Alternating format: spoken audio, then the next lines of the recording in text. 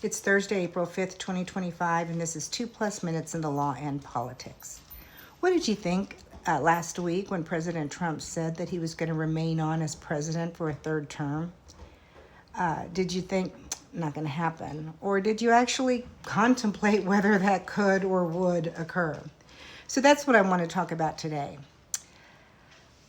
The only way that a president could run for a third term by law is if there was an amendment to the United States Constitution. Right now, the United States Constitution says that presidents are limited to 2 terms.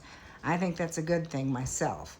But if some people wanted to change the Constitution, that is theoretically possible.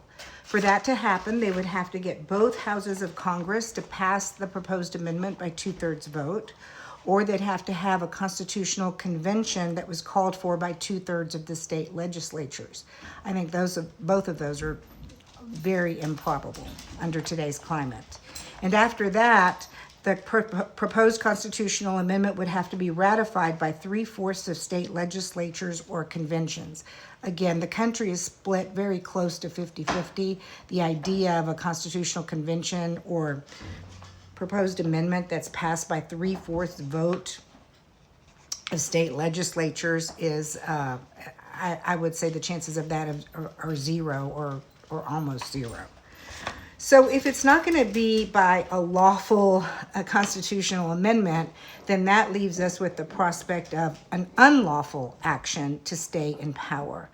Now, before January 6th, I would have told you those kinds of things don't happen in the United States. We don't have violent attacks to overthrow our government like some other places in the world. But then January 6th happened, and we saw people injured and loss of life. And then after that, when President Trump got back in power, he pardoned all of those attackers. And so now the message is clear that you can attack the government, and if your side wins, then you may not even face criminal repercussions for it. And that's a pretty dangerous message in our country.